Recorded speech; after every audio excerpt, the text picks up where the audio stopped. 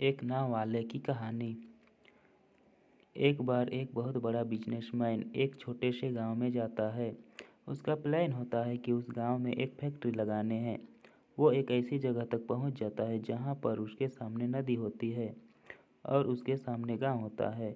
अब उसके पास में दो ऑप्शन होते हैं, एक कि वो सड़क के रास्ते से घूम कर के उस गांव तक पहुंचे, जिसमें करीब करीब 8 घंटे लगेंगे, क्योंकि डायरेक्ट कोई रास्ता नहीं है। वहां तक पहुंचने का दूसरा रास्ता सिर्फ 20 मिनट की है, जो एक नाव में बैठ कर के उस नदी को पार किया जा सकता है। टाइम बचाने के लिए उसने उस नाव में बैठने का डिसीजन लिया। वो नाव बहुत ही छोटी सी थी, जिसमें एक तरफ एक आदमी बैठा था जो कि उस नाव को चला रहा था और दूसरी तरफ ये बिजनेसमैन बैठा हुआ था। तो नाव में बैठने की थोड़ी देर बाद उस बिजनेसमैन ने नाव वाले से पूछा, तुझे पता है तेरे नाव में कौन बैठा है? तो नाव वाले ने बड़े भोलेपन से हाथ जोड़ कर के कहा, नहीं साहब, मुझे नहीं पता, आप कौन हैं? तो बिजनेसमैन ने बोला, अरे तू अखबार नहीं पढ़ता है क्या? हर दूसरे दिन मेरी फ़ोटो आती है अखबार में। नाव वाला बोला, अरे साहब, मुझे कहाँ पढ़ना लिखना आता है। मैं छोटा सा था जब मेरे पिताजी गुजर गए थे, तो अपने परिवार का ध्यान रखने के लिए मैं बचपन से ही काम में लग गया और तभी मेरा स्कूल छूट गया।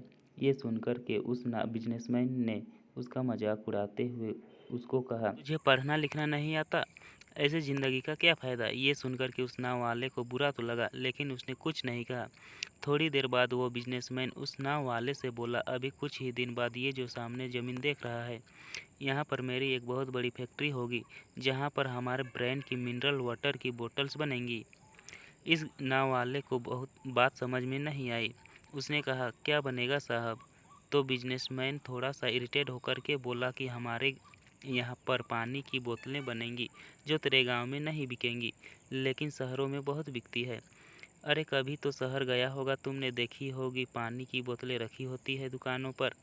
फिर वो नाव वाला बोला, अरे साहब, मुझे कैसे पता होगा, मैं तो कभी इस गांव से बाहर गया ही नहीं। यार, वो बिजनेसमैन उसके ऊपर हंसते हुए बोला, तू कभी इस गांव से बाहर तक नहीं तुझे गया, पता ही नहीं है कि शहर क्या होता है। अरे ऐसे ज़िंदगी का क्या फ़ायदा? उसकी यह बात सुनकर के उस नाव वाले को सच में लगने लगा कि मेरी ज़िंदगी शायद किसी काम की नहीं है। अपनी सोच की वजह से उसका नाव से ध्यान हटा और तभी नाव की टक्कर हो गई एक बड़े से पत्थर से, जिसकी वजह से नाव में पानी भरने लगा और नाव डूबने लगी। उस जगह पर पानी बहुत ही गहरा था और किनारा दूर था। नाव वाले को समझ आ गया कि अब इस नाव को बचाने का कोई तरीका नहीं है और वो अपनी जान बचाने के लिए नदी में छलांग मारने ही वाला था कि तभी उसने उस बिजनेसमैन से पूछा, साहब, आपको तैरना आता है क्या? तो बिजनेसमैन घबरा कर के बोला, ऐसा क्यों पूछ रहे हो? मुझे तैरना नहीं आता। उसकी यह बात सुनकर के नाव वाले को हंसी आ गई और वो बोला, अरे साहब, आपको तैरना तक नहीं आता, ऐसी ज़िंदगी का क्या फ़ायदा? ये सुनकर उस बिजनेसमैन को अपनी गलती का एहसास हुआ और वो हाथ जोड़ कर के उस नाव वाले से बोला, तुम जो कहोगे मैं दूंगा, बस मेरी जान बचाना।